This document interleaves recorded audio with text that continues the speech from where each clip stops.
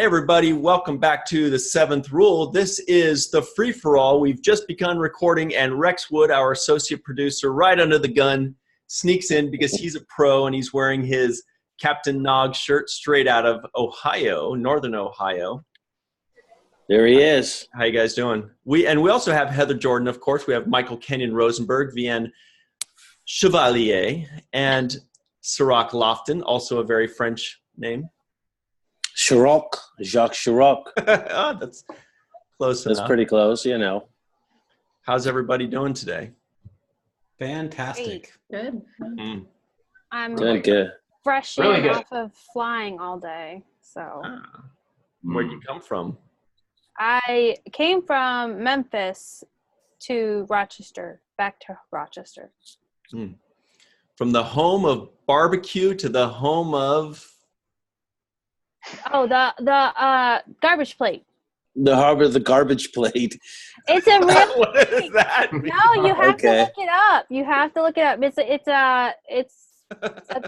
a meal here. It's Is called it like a plate. garbage can lid filled with food? No, Like it's Austin. called a garbage plate because like all the food is like kind of mashed. It's like dumped into like a bowl or styrofoam container, and it's all mixed together. And it's like usually it'd be like pieces of chicken or hamburger or hot dog even, and then they kind of throw stuff on top of it. Like you get like maybe macaroni, or you get like you guys call them home style fries, and then you usually put like some sort of hot sauce on there. It's a really big thing here. You have to look it up. Or as people in Memphis call it, a downgrade. Doesn't sound that appetizing. They got to rename that thing. Garbage plate. I'm doing a poll here, though. I do have a question for everybody. For those of you that may have seen it, has anybody seen this new Tesla Cybertruck? I've seen the images of it. Yes. Yeah, Anybody have any comments on there? We'll start with No. Rex. He's got an opinion. Yeah, Rex, what do you think about it? And I thought it was really cool looking. I mean, you know, it had some style to it. You know, I'm not always big on those kind of things, but it actually was pretty cool. I mean, I thought it had a good futuristic look to it, and I could see driving around it. I really could. I think it would be pretty cool, actually. Yeah. Anybody else? Michael?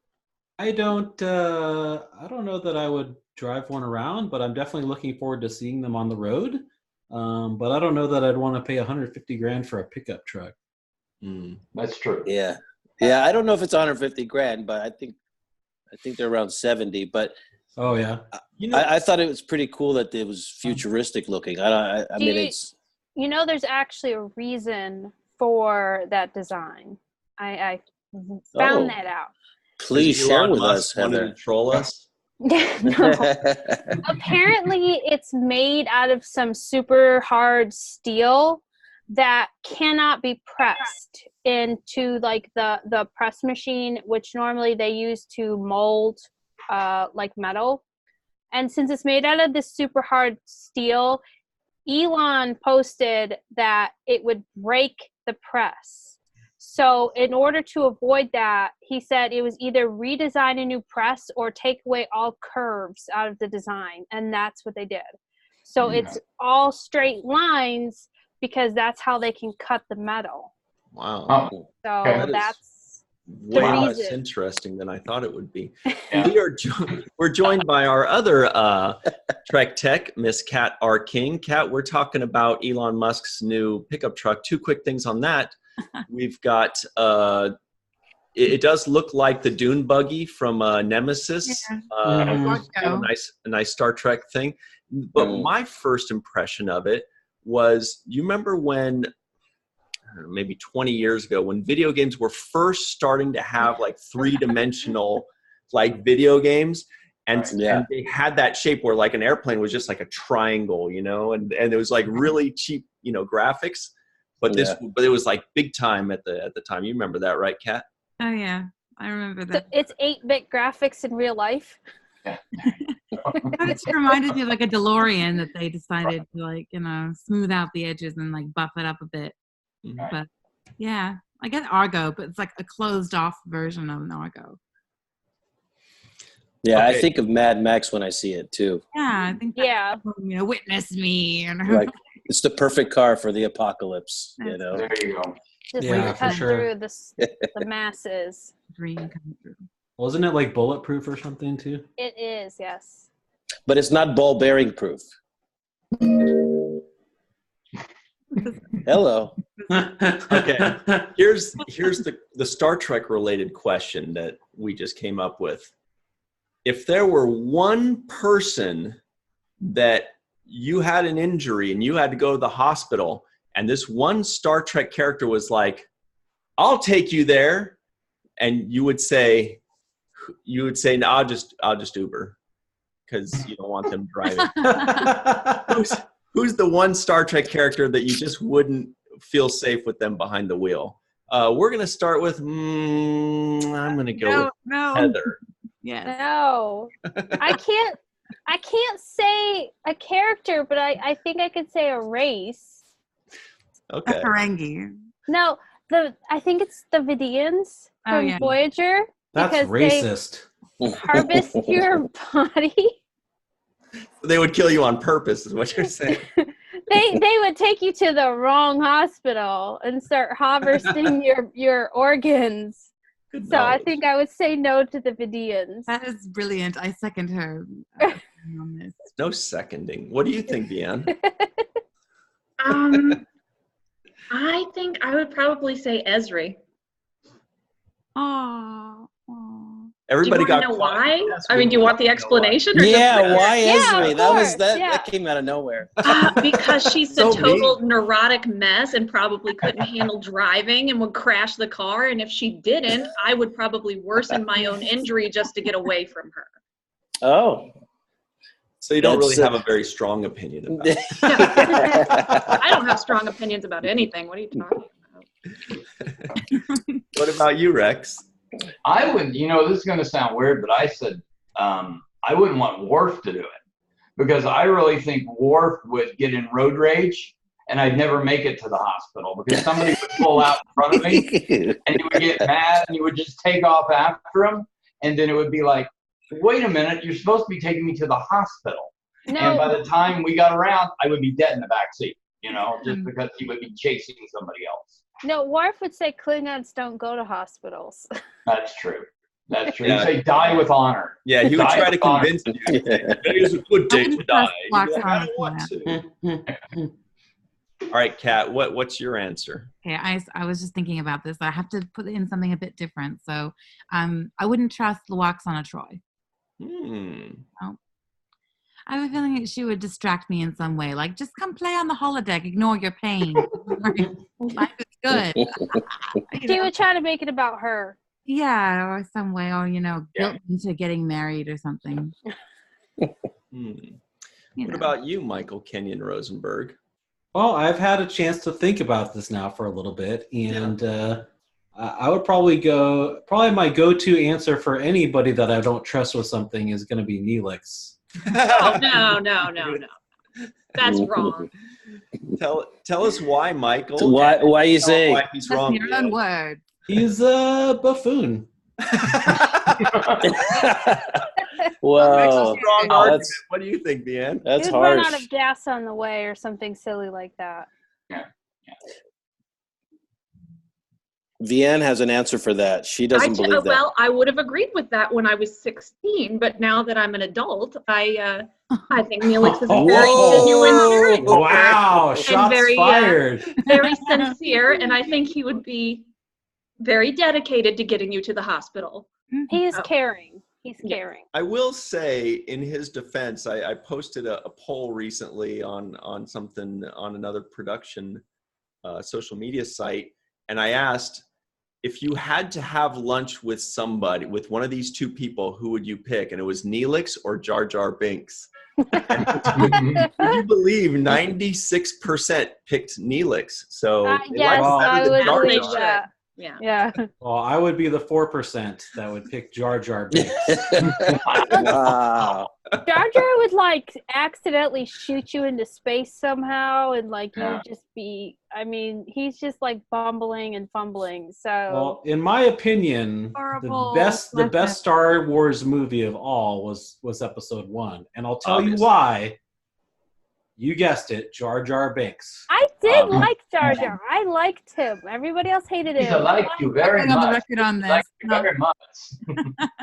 I thought he was a nice character, but I couldn't listen to Jar Jar for 5 seconds. Sorry, guys. My brother just He ruined Star Wars for me, actually. Jar Jar, likey. My opinion is we didn't get enough Jar It's Jar a in the later hospital. movies. Like there was like he was a little bit in the Senate. We could have had Fingers- some more fingers more Jar crossed. Jar. Fingers crossed for next month, and fingers crossed for the Mandalorian, right? Ah, yes. I would I not make it to the hospital because I would jump out of the car. That would be all there is to it. I'd be like, just open the door, I'm done. You know? I think I still have an in-package Jar Jar figurine somewhere. It's actually lowered in value, so you might want to get rid of it. The $8 I paid for it, I was like, It's at 3 now. So. $3. Well, It's all Samaj, spent. it brings us to you now. What's your character that you would say, sorry, I'll just walk to the hospital?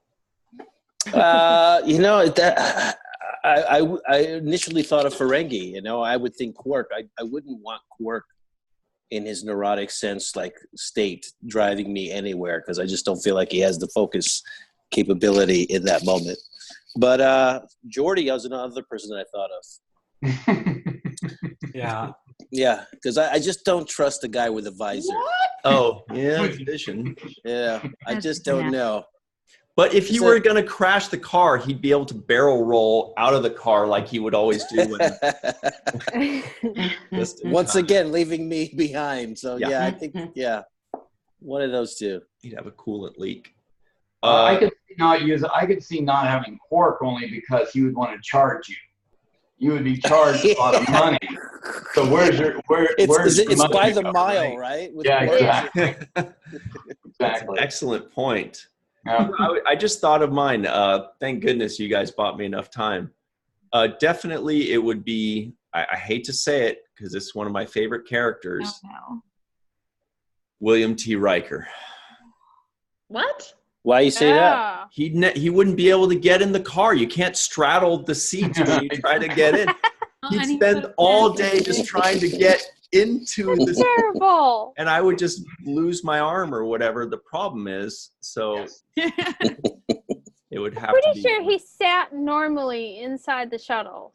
He didn't always sit like that. Like it's not how he sat every single time. You know, it's just He sat normally on the bridge. he was Who's the favorite of the doctors in the Star Trek universe? Oh, EMH. EMH, Hands down, yeah. EMH? Yeah, the Bob Picardo. He's the number one of all the doctors of all the shows. Hours. What about you, Rex? Well, you know, I'm always going to go for McCoy just because of being an older fan. I'm always going to go for McCoy. I think with his older attitude and things that he does, I would put McCoy before the rest of them because he's going to have a lot of those home remedies, you know, that he's found throughout the years. So I'm a big McCoy fan. Homeopathic stuff. Yeah, exactly. You know, He just needs some ginseng and lemon juice. right. He might have been drinking a little bit before he worked on me, but you know what? That's okay. Well, I think we all learned something today. We're Jar Jar better for it. sucks. Did we really? Yeah. Yeah, we learned that you guys are wrong about William Riker. He would have not been able to get in the car, you nerds. You know. You're gonna be like, episode 112, you could clearly see that he sat next to Guinan like a normal human. But anyway, thank you all for joining us.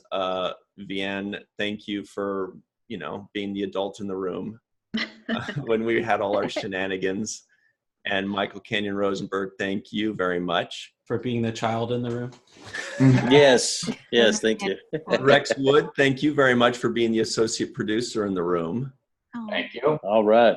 Heather and Kat, thank you for being the smart people in the room. Sirach, thank you for being The famous one in the room. the cool You know, it's funny person. because I thought One McCoy room. would be I thought McCoy was the favorite of the Star Treks, but when you guys said Picardo, I thought that was interesting. That was new for me to hear. He had some great storylines, like the development, and then I think that maybe with Ricardo, they really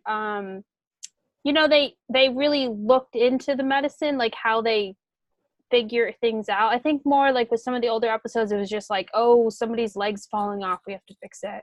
He was like really going in depth, like he's like doing research and growing, and they encountered new diseases that they had never seen before, so they had to solve that. So I think that that's a really good. That's the reasons. And he was so storyline. damn charming. I think I that's what it was. He was so charming. I I liked think it Phlox should be too. Bob, because you guys remember that episode of The Golden Girls, the one that he guest starred on as a doctor with a terrible bedside manner. No. Okay, Yeah. yeah. So Bob Picardo was on The Golden Girls, and he played a doctor with a terrible bedside manner. And I feel like someone was watching that in syndication one day and said, "Hey, let's get Bob Picardo to do the doctor on Voyager." And then, bam, we got this amazing, talented like McCoy figure 2.0, kind of a crotchety, curmudgeonly character that kind of sort of grew on you as it went along, and then grew out of that. Crotchety. That's what I would like to be defined as. You're working on it. You're heading on it. Thank you very much. It doesn't mean what you think it means, Sirach. Oh, never mind. Oh, never mind then. But anyway, for all the smart people in the room. Sorry about that, Rex. That's okay. Anyway, thank you all for joining us. Happy Thanksgiving for those of you that celebrate. Oh yeah. Ooh. Happy holiday. Happy Tofurkey Day. Yes.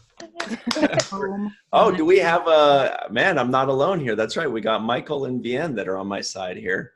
You're not gonna have what is it called? A turducken? I'm not having a turkey this year. That's okay. Turducken. There it is. That's what it is. We're having a Gardain roast, which is superior to Tofurkey in my opinion. Yeah. No, I love it. It's good stuff.